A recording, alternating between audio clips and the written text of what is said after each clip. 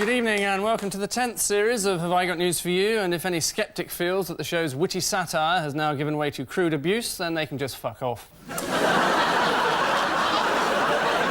In the news while we've been away, the man who bought an office from Nick Leeson tries to get his money back. There's a dead heat in the final of the All England Brainless Smiling Championships. And after Paula Yates reveals that Bob Geldof didn't wash for several years, the man from The Sun is the first to their house to get the story. Our first guest is a former presenter of the National Lottery, where the odds of winning are 14 million to 1, so much the same as tonight, as he's on Ian's team, Gordon Kennedy.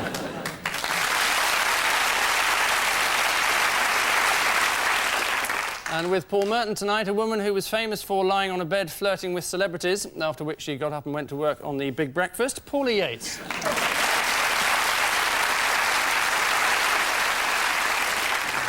And so to what's known across the country as Round 1, some badly edited highlights of the week. From which news story are they untimely ripped? Ian and Gordon? Derek Lewis has been sacked by Michael Howard. He's pretty angry, really. But well, you would be angry if you got fired from a job, wouldn't you, Gordon? Yeah, I suppose so. I wouldn't know. No, I'm afraid. no. He didn't. He was sacked, so he'd probably be very angry. He probably sued somebody, did he? He probably did. Yep. Who was... He's taken out of High Court. What do they do at the High Court, Ian? You know. I'm not generally accounted a great expert. It is, yes. It's the lawsuit filed against Michael Howard by the man he sacked Director General of the Prison Service, Derek Lewis. Last week, prison officials were furious when prisoner Mike Johnson of Long Larton Jail in Worcestershire telephoned Call Nick Ross programme to praise the stringent security in his own prison, although that was from a call box in Inverness High Street. Paul and Paula. A more apt pairing we've not seen the like of since Renee and Renata. What's all this, then? This is Louis Farrakhan. That's testing the bouncy castle. The Four Tops have made a comeback. He's big on racism. He says that America is incredibly racist, and it's all the fault of the Jews. It is the Million Man March, as it was called, organised in Washington by Louis Farrakhan and the Nation of Islam. Addressing famous black performers and sportsmen, Farrakhan said, "Demonstrate your gift, not what is between your legs." Although if you're Linford Christie, of course, you can do both at the same time. Ian and, more particularly, Gordon, see if you can stomach this. That's Anthea, Gordon. Oh. Well, she won a lot of money, and he didn't. Some of the money went to people in the street. Before he and left then Ontario. Doral and Virginia divvy up the rest. Of course they do. And all week people have been saying it's terribly unfair. Yeah. It's unfair that rich people get it at the opera, it's unfair that poor people get it and they're refugees. It seems to be unfair that anyone gets it at all. Yeah. So I've devised a plan. I have a perfect democratic system for ensuring that the lottery money is distributed fairly, class by class, area by area. You go into the shop, you pay £1, they give you the £1 back. That's it. You go in, buy 1,000. How much they give you back? 1,000 back. You've got the thrill, though, haven't you? Yeah. Did you play the lottery when you were presenting it? I might have done. Who's asking? Yes, no, I did. I did play the lottery. Did you? Did you ever win? Won every week. It's astonishing, isn't it? It looks like 23, but it's definitely a 7. They never twigged. They never twigged. It's the continuing arguments over what to do with the National Lottery funds. £7 million went to children's charities, £2.5 million to women's groups, £1.5 million to pensioners, and several million more to refugees and ethnic groups. So once again, white middle-class males working in the television industry have been cynically overlooked. Paul and Paula, one Sumner tale for you. Oh, this is Sting, on a disastrous appearance on Top of the Pops where the music wasn't playing. And scratching his head, he's still wondering about that Top of the Pops thing. That's his accountant with his boxes. It's Sting being stung, isn't it, by his his now ex-accountant who stole $5 million off him and Sting hadn't noticed it and sunk it into Indian restaurants. Apparently Sting first realised that something was amiss when he received a brand new Rolls Royce as a wedding present from his accountant. Who'd have thought? And he thought, Hang on a moment. Hang on a moment, Yeah. There's something's something in going my on nose. with the PAYE.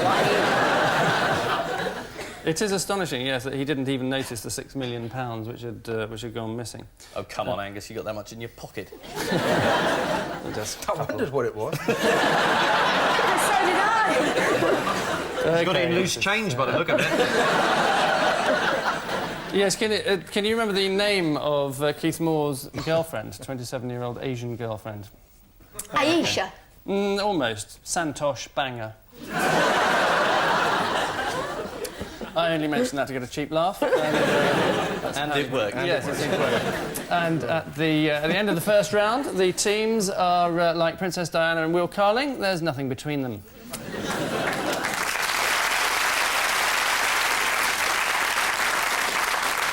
Before we open the door to round two, we have to suffer the unwelcome intrusion that is our caption competition. Ian and Gordon have this to inspire them. Paul and Paula get this. Well, over the past couple of series, round two has undergone radical change on a weekly basis, and this week is no exception. The radical change being that we fail to do anything different, staying as we do with our headline round, set in the fetid sewer that is our gutter press. Both headlines, in fact, come from the Times. Paul and Paula, who had the pleasure? She met Van Gogh. Well, this is the woman who's just become the oldest person who's ever lived, been authenticated by the Guinness Book of Records. I think she's now 120. And she met Van Gogh when she was working in an art shop when she was about 14, and she said he was smelly, bad-tempered. Sounds like someone else. Met this bloke when she was 14, ended up thinking he was smelly. What are you talking about? Are you having a slight at me? No. No. Oh, okay. No, go at you. We're not quite sure. You see, that's what you say having a go. You see, like the Americans pronounce Van Gogh Van Gogh. I mean, what's the matter with them? Can't they see the U-G-H at the end? But then I mean, you don't say Frank Beau, do you? Oh, I've got a Co at the back of my throat. Unless you're married to Sebastian Coe, of course.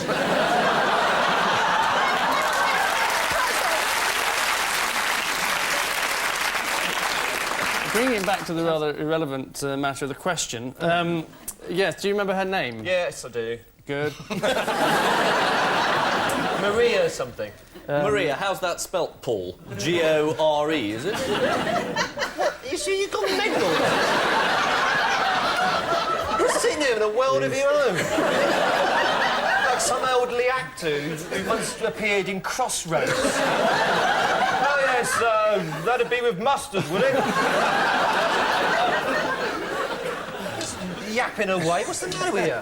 I'm sorry. I once met Edward Heath. Did you? Yeah, and I said to him, what time are you going back to Salisbury? And he said, Duran Duran. It's just the same. Yeah, absolutely. They have actually done some research in France. Did anyone remember what the secret to eternal youth was, according to the French? She smokes fags, doesn't she? No, she gave up when she was 105. Bored because it wasn't killing her. She must have enough coupons now to get anything she wants. No, they claim that the It's secret... something to do with eating ears, isn't it? Well, Lee's doing it again. What's the matter with the man? Close friends say he's been overworking. The secret of eternal youth, according to the French, is a lot of physical exercise and not much work. That's what they say. You're looking well, Paula. It's... That's someone having a goff at her. Or making a slide. Yes, exactly. Or a slight goff. It is... Everybody gone mad. I can't hang about tonight because I'm doing the Clive Andersons. I'm doing it now. I can't hang about. I've got to do Clive's show at 10:30 on Channel 4. Oh, right. So at the end of this, I've got to go. Who else is on? I don't know. Just in case. I haven't got there yet. I've heard it's Edward Heath and Duran Duran. When she was 90, Madame Calment sold her house at a discount to a lawyer who agreed that she could live there until she died. In return, he would pay 10% of its value every year until her death. He's now spent enough money to buy 3 houses, and she's applied for a job as Sting's accountant. Ian and Gordon, get your teeth into this one. Scientists spend £200,000 on the crunch question. What is Ian Hislop talking about? I thought the world's oldest woman was Janet Street Porter. Controversial. Very popular figure around here. I know. There's a bus party in the Jack Street Porter Society. Hello. How are you two? Scientists have spent a huge amount of money researching into why cornflakes go mushy when you pour milk on them. And at long last, I have no idea what the answer was, presumably because you put milk on them. I think it definitely had something to do with the milk factor, yes. Asked to clarify just what the problem was that the 2-year study was trying to address, Professor Peter Belton explained, when you put cereal in a bowl, you don't want it to become so hard that you cut your mouth. So it's the age-old problem of blood loss through severe cornflake laceration. Which soggy mess brings us snap, crackle and popping to the end of round 2, and the story so far is that both teams are being equally stubborn, neither willing to budge from 6.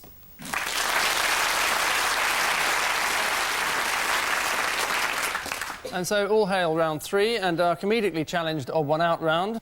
Paul, your little lot are Paul Gascoigne, or Gazza, his girlfriend Cheryl Kyle, or Shazza, Paul Yates, or Yazza, and J. Howard Marshall II. Oh, is it breast implants? Oh, well, that's very gentlemanly. That's really nice. You could have said it was like Gazza, me, and her had all dyed our hair. Yeah. But he would have been wrong, though, wouldn't he? But he would have been more of a gentleman. Mm-hmm. Yes, but he would have It's been... a big secret, though, isn't it, your breast implants? You certainly kept it quiet. Yeah, I was straight on the phone to somebody with a greasy shirt in Wapping saying, please discuss my breasts with the nation. And can you buy the rights of my book? Yes. I mean, it's terrible bloody media intrusion. Look, the camera's here, Paula. Ian, She was invited on this show. please stop being unkind. Don't be unkind. He's professionally Shall I obliged stop to being be. unkind? Well, there's only one way to sort this out. If you want Ian to stop being unkind, phone 098... I am a bit worried, because apparently your current beau sort of beats people up, doesn't he? He sometimes gets a bit cross. And if the photographers come in and they're from the wrong organisation and you haven't sold the pictures to them, Well, we both punch them, yes. you both. Well, there we go. Fair enough. 2 black eyes next week. Yes, there's nothing wrong with physical violence. Who's going to have 2 black eyes next week? You are. You're not going jogging, are you?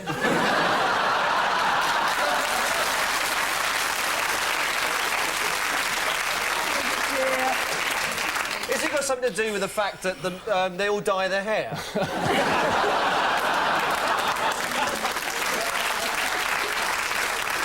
Well, a gentlemanly answer, but unfortunately wrong. Ah, wait a minute. Well, He was seen, Gazza, he did the thing with the fake breast, didn't he, on top of the bus, the plastic breast, didn't he, when they came back from the World Cup or whatever. She must be the odd one out, the one at the right top, because she's the only one who hasn't been seen, how do I put this? with big plastic balls. Is that what you're trying to say? However you put it, it is the wrong answer. It is all of them are the proud owners of plastic breasts, with the exception of the late oil billionaire J. Howard Marshall II, who didn't own any, unless you count the pair that came free with his wife. When Gazza arrived in Italy, the Lazio team roared and applauded when he turned up on the first day with a couple of hilarious pendulous breasts and an absurd beer belly. That's until they realised they were real. Paula here had a breast enlargement operation at the beginning of her relationship with Michael Hutchins. Oh, She, honestly, Angus, how can you say that? Just He's sitting written down on there the card. talking the All right. truth. We don't know what the untrue, truth then? is. We don't know what the truth Yeah, is. how all do in the you book. know? How do you know? You mean the book's rubbish? Well, I know that, but I mean... Once again, knowing how to judge an Ian. audience. Once again, knowing how to woo a woman into submission. No, I gather it took you 6 days to write this book. You get writer's block or something? You say one more thing, he's going to hit you. No, I will and all. I'll take great pleasure in thumping my fist into that great face of yours. It was around the beginning of the 10th series great that wit of the things 20th began to get century. nasty. So, Paula, put us right then. Is that all wrong? Did you not have breast enlargement operation at the beginning of your relationship with Michael? All right, for sisterhood. When you go along, do they give you like a wallpaper So much chart? for sisterhood. What, the woman just said yes. Is that what you said to Helena Christensen? Whoa.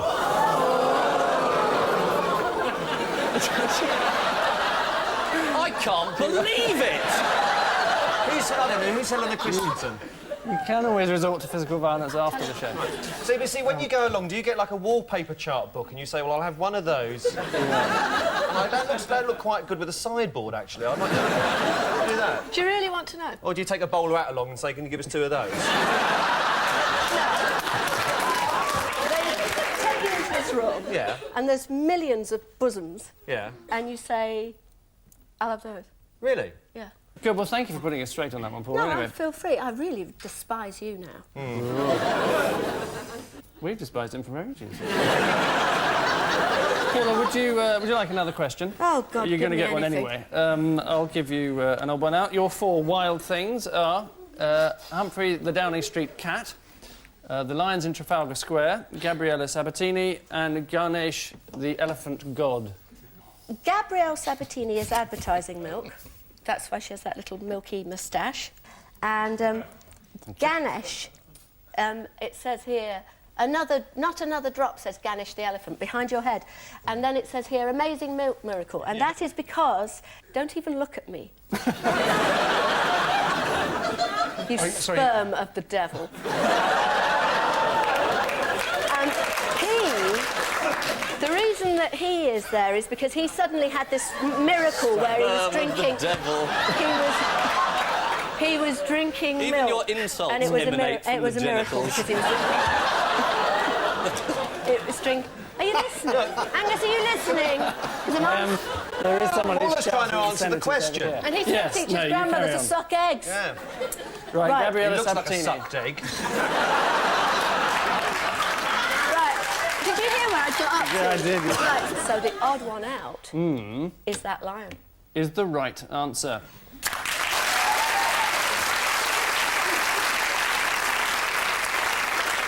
Gordon, not quite as obvious as this might seem. Captain Robert Jenkins, Van Gogh, or Go, sorry, Channel Tunnel worker Pat Neary, and Colin the Mouse. Right, well, any ideas? Sperm of the devil? I think this has probably got something to do with ears, or am I way off the mark here? Well, you know the thing about this, I mean, it's terrible, really. I mean, sort of growing this ear on this mouse. But in about 20 years' time, you can say, well, you'll go to the doctor and say, well, I'll have the tongue of an anteater. And they'll just put it in. Why would you want one? Oh, you can read the newspapers and clean the windows at the same time. Or if your wife's upstairs waiting for you and you're downstairs watching Match of the Day... every time you shout goal, she's more than happy. The odd one out is Pat Neary, as all the others possess just one human ear. Pat Neary has 2 human ears, although when he lost one of them in a fight, it was sewn back onto the inner part of his upper leg. The ear works perfectly well, though every time his wife tries to whisper sweet nothings, he has to be careful not to poke her eye out.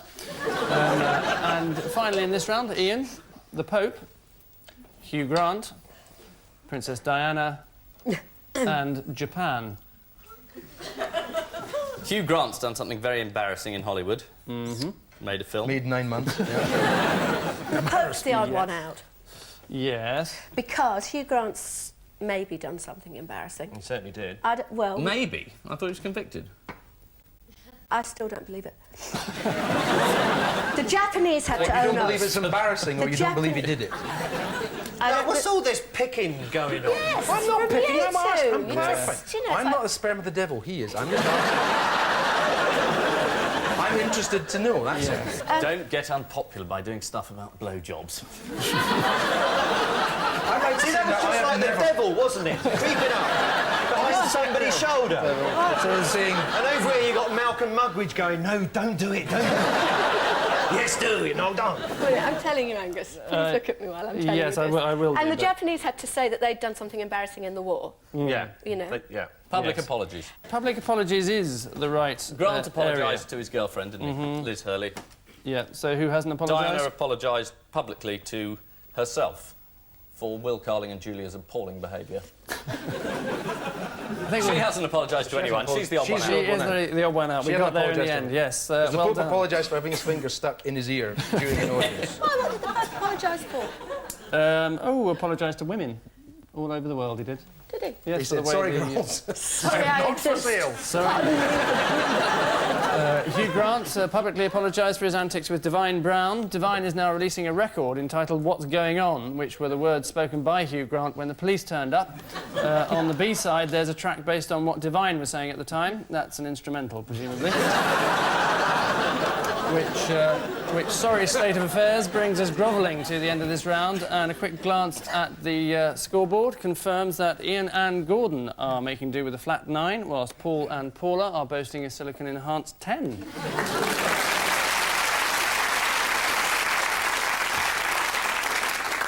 And now, as surely as night follows dinner, we come to our final missing words round, our usual array of blank words, not to say faces. This week intermixed with one or two from our guest publication, the home of crucial cornflake research, Powder Technology, the International Journal on the Science and Technology of Wet and Dry Particulate Systems. OJ out to what again? Buy gloves. Play football. Play golf. OJ to play around again, and there's a reference to golf. Oh, thank you very much. Next, dynamic measurements for the stiffness constant of what? Weetabix. Talcum powder. It is from Powder Technology. A powder bed is the right answer. Talcum powder. Yes, you get know one for that. Sorry, I read Powder Technology, all right? I wasn't going to admit it, I thought we were just going to get it, but OK. Fair enough. I subscribe. They do a good crossword. Yeah. Yeah. They do a spot the granule competition.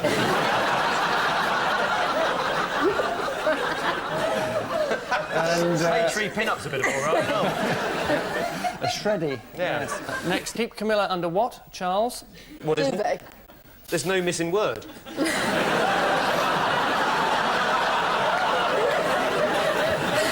No missing word. It makes perfect sense. Yes, there is. Is it wraps? It is wraps. Well done. Very good. Next, what equals v0 minus v infinity over v0 plus 1 minus rho 0 over rho p? Vero pi. Hang on a minute!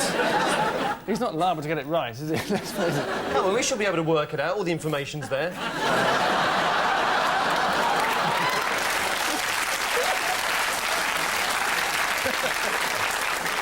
Is it Heseltine? You may start. Do you want a clue? Yeah. It concerns the relationship between uniaxial stress and bulk density. They're cousins, aren't they? Is this Prince's new name?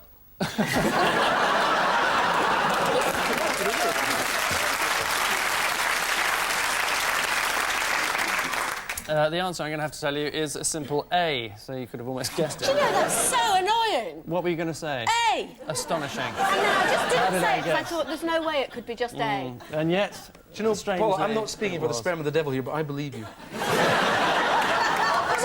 Oh, as well, Paula, that's going to make your name very difficult to spell from now on. You're going to go P-V-O by... I mean, you have to get a bigger hours. checkbook. And finally, Blair gives women what? Vote. The heebie-jeebies. Pleasure on the other side of the road with his anteater's tongue. I'll give Gordon one for vote. His vote of confidence is, in fact, the right answer, all of which blind panic... Why? Could you say why again, Paul? You sound like you're writing to points of view. Have you seen her wink on Points of View lately, Anne Robinson? Is that her name? It's sort of turned into this curious sort of like... It's like she's had a stroke. What does the woman think she's doing? I think there's a bloke down here pulling it with a bit of thread. I watched it the other night. I thought that woman's on something. I decided it was BBC One. Let's watch her next week, Points of View, to say, and for those of you who miss Johnny Morris, here he is again. Good night.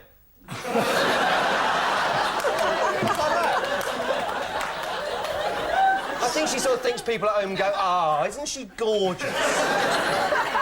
The way her closes her eyes in 7 separate stages.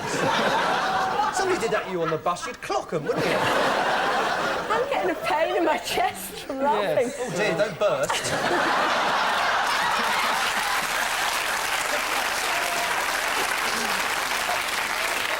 the bloke over there going to go home with a couple of earmuffs if you do. Anyway, all of which brings us to the end of... I'll tell you. I'm just about to. The round and indeed this contest, and the result is marginally less predictable than an Iraqi election. This week's Ian Hislop's being Ian and Gordon with 12, whilst this week's Paul Mertens are Paul and Paula with 13.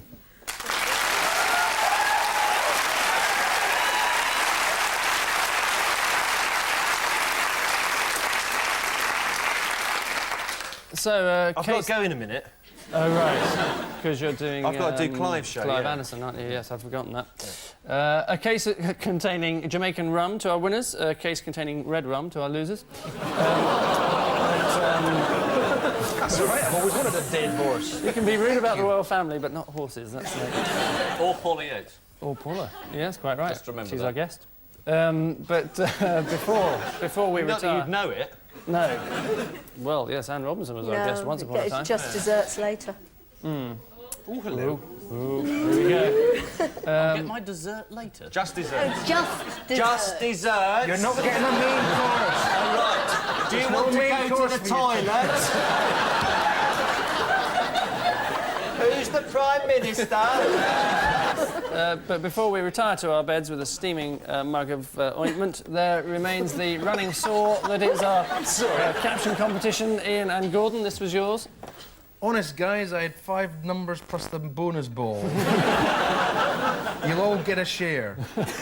Very tiny men found in plate of beans.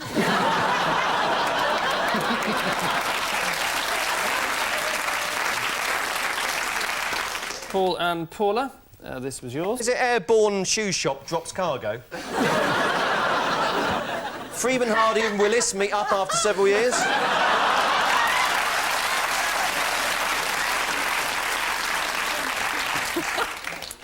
On which unfeasible note, we say thank you to our panellists, Ian Hislop and Gordon Kennedy, Paul Merton and Paula Yates, and I leave you with news that there are suspicions that the Duke of Edinburgh may have gone on a vegetarian diet.